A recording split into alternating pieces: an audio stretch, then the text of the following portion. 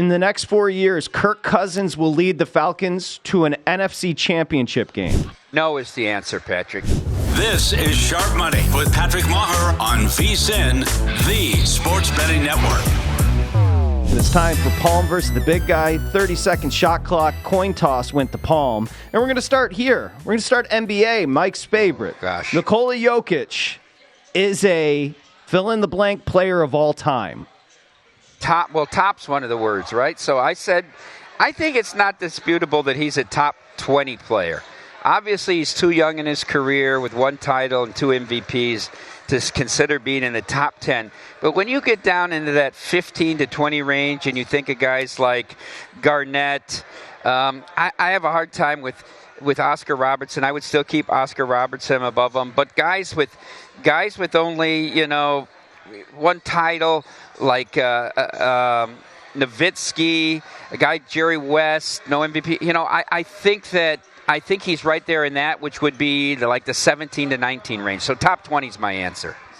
I've got Nikola Jokic in my top 10. And the reason being I had Shaquille O'Neal in my top 10. I think Nikola Jokic is actually not just more dominant, but obviously a more complete player. When you factor in the way he carries the load for that team, his shooting ability from the outside, he's one of the greatest passers we've ever seen for a big man. I think guys like Russell and Robertson are overrated. They played against a bunch of guys who would be driving Uber Eats if they were playing today. Okay, not bad. Let's go. Dustin, we're going to mix it up. At your house, the perfect thermostat temperature is? Airflow is vital, so it needs to be low enough that it's going to kick on and get you some fresh air coming in and out of the room. I don't like stale air. I would prefer to feel cold because obviously, look at me, I run a bit hot, but I'd also like to feel cold enough to put on a hoodie. So the optimal wear for me at home is a hoodie with shorts, no boxers, FYI, free down there. So I think 68 degrees is the perfect number to do that. I think that's awful low, and it's very expensive in Las Vegas to keep it at 68. We generally are at 74 in the summer here, what we set our AC at, which I think is cool enough. A lot of people 76, and then in the winter we try to set it around 68. I erred on the side of conservation because the summer is obviously a much bigger energy eater. I said 72 for a year-round temperature. Okay, 72. Mike Palm. NCAA, better experience, conference tournament betting or the big dance? I don't think this is really close. It's this weekend, and you could even argue last weekend. People forget there's only 16 games on Thursday and 16 games on Friday and then 8 on Saturday and Sunday. Plus, you have the familiarity angle of these teams who are meeting sometimes for the 3rd time in these conferences, which I think is an advantage to handicappers to be able to predict what is going to happen. So many more opportunities, so many markets that are small that there's not really liquid markets that you can take advantage of bad numbers. It's conference tournament week. Mike Palm knows this about me. I'm a big Old Testament guy. What's one of the stories from the Old Testament? David versus Goliath. He reels back that slingshot, takes down the giant. I'm a big believer that in March Madness, the NCAA national tournament, when you have the little guy against the big guy, and that chance to knock off the team that has more than you are able to work with, teams that are scared to schedule you during the regular season, without that we never get Lehigh over Duke. We never get George Mason over UConn, UMBC over Virginia. I want to see the little guy get a shot with the slingshot. You would have thought Mike Palm would have went with the biblical reference, but Dustin Swedelson surprises. A push on that one. Oh, boys. Come on. That's not betting. He's talking about a viewing experience. The betting experience is the question. Well, you won the temperature because he literally just explained what air conditioning was. Okay, I'll take it. I'll take 101. All right, I'll take it. Like he's an idiot. Top 3 running backs you've watched in your lifetime. Dustin Swedelson, top 3 running backs. All right, we'll go. The first one, Chris Johnson, CJ2K. When you take a look at his career in a vacuum, the very few years where he was so dominant, he could take the ball at any part of the field and end up in the end zone. Just one of the most explosive athletes of all time. Adrian Peterson, the most complete back we've seen. And then I'm going to throw a different one at you for number 3. Frank Gore. 16 years, 5 Pro Bowls. The longevity is absurd at a position where there are not a lot of running backs playing more than 3 to 5 years in their prime. Barry Sanders retired. I was too young. I didn't watch him that much. Well, none of our answers overlap, surprisingly. I think Barry Sanders is by far the best running back that I've ever seen and probably of all time, unless you have a Gale Sayers argument, but I didn't see him. He could do things no one else could do. People say Jerry Rice is clearly the best at a position. I think it's Sanders. I went with Walter Payton. I watched him growing up. My dad was a huge Bear fan. All those yards, the beating he took. He was also a better receiver than people think and could throw that halfback pass very well. And then Emmitt Smith. Say what you want about the triplets. When he held out, they lost 2 games. He was clearly the MVP on that team. And, of course, our all-time leading rusher. Sorry, Dustin. You know which way that one's going. I wasn't going to pander, though. I want to win this outright. I want to win it off my thoughts, not off of pandering. I always know what you're attempting. Trust me. Mike Palm, you've been kicked out of America. You and your family have to pick a country to live for the rest of your life. Where do you go? Well, I would go to Canada. You know, when you look at all these rankings of the best places to live, Canada's top 5 in any kind of ranking, quality of life. Look, they're a technologically forward country. They have great natural resources. I think the government is well run. Plus, you're in close enough proximity to the family members you leave behind that they would be able to visit. It's Canada without a question for me.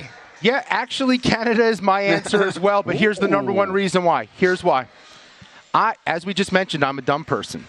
I am not capable of learning a new language. So they speak English in Canada. That is the easiest transition. My TV channels really don't change that much. My lifestyle doesn't change that much. I can't handle too much. I'm going to go to Canada for an easy, smooth transition. Have you ever heard of England? They also speak English, big guy. Okay, next up. Dustin, in the next 4 years, Kirk Cousins will lead the Falcons to an NFC championship game. Yes, and I think they're building for that. I think year one's going to be very important to start and establish where they are as a franchise, and that is by winning the NFC South, maybe winning a playoff game. I think that makes them an enticing destination for a lot of weapons around the league on both sides of the ball. Year 2, I think there's a realistic chance in the Zach Robinson offense where there's familiarity for him to get them to the NFC title game. I think within actually 3 years, they will be in that NFC championship. No is the answer, Patrick. Let's not forget Kirk Cousins is 35 years old, coming off an injury. They're not going to be a number 1 seed. In the current format, to reach a title game, if you're 2 through 7, you have to win 2 games to get to a championship game. Kirk Cousins has won exactly 1 playoff game in his whole career. All these first-round draft picks and weapons, they haven't found out a way to use them just yet. I think there's too far to go, and the NFC is too tough to say they'll make a championship game in 4 years. Mike Palm, Notre Dame should stay independent in football or join a league? They're forced to with this new format. And let's not forget, Notre Dame hasn't had their nose up and said we're never going to join a league. Twice they've petitioned the Big Ten, and twice they've been turned down. But this new format, where if they went undefeated and were ranked number 1 and got the 5th seed and didn't even get a bye, is totally nonsensical. The 5-7 format is better because it gives them another at-large bid, but they are at a competitive disadvantage. Join the ACC fully and get yourself on a level playing field with the other big boys. They should stay independent because I enjoy their irrelevancy. I like when good things do not happen to them. I find their entire fan base to be pompous and arrogant. They haven't achieved anything on the football field in a really long time, outside of 1 or 2 runs there at the end with Brian Kelly. I think Notre Dame being independent fits their personality and their ego perfectly. Keep being obnoxious and annoying. There's no C. Okay, it's just irrelevant. Let's go quick. It's just irrelevant. You're up for just quickly, Dustin. Airplane. Aisle, window, middle. Go. Well, obviously, I am an aisle person because when you're on the aisle, you not only get that seat, but you also get the walkway. And I get to stick my leg out there and stretch out and relax. And I don't have to bother anyone when I have to go pee. And as you know from working with me on this show, if the plane ride was 3 hours, there's at least 2 trips to the bathroom ahead of me. I can hold my pee. I want to be by myself on the window. I don't need Dustin or the drink cart banging my leg in the aisle seat. Okay. I'll just announce this. We have a bloodbath. All right, let's add it up. It's not my fault that I was born Walter Payton. Walter Payton played 2 seasons after I was born. How do you know you lost? Dustin, you won the first one. You won the Jokic conversation. Mike Palm won Thermostat. Mike Palm won the push on the tournament. Pardon me. Mike Palm won the top 3 running backs. Mike Palm won the country. Mike Palm won Cousins. A pity push on Notre Dame. Sorry, Dustin. And the aisle conversation was a push as well. So that's 1, 2, 3, 4 wins for Mike Palm. 1, 2, 3, 4 pushes, and 1 win for Dustin. Mike Palm moves to 3-1-1. Palm versus the big guy. A speech on the way out, Mr. Palm? Haven't got to my best question, which is this dinner party of 3 people. I got that. I didn't have to use it. I'm glad. Dustin, conciliatory speech? I'm not accepting this result. I'm petitioning the committee. Thank you, Donald. I'm looking for an overturn.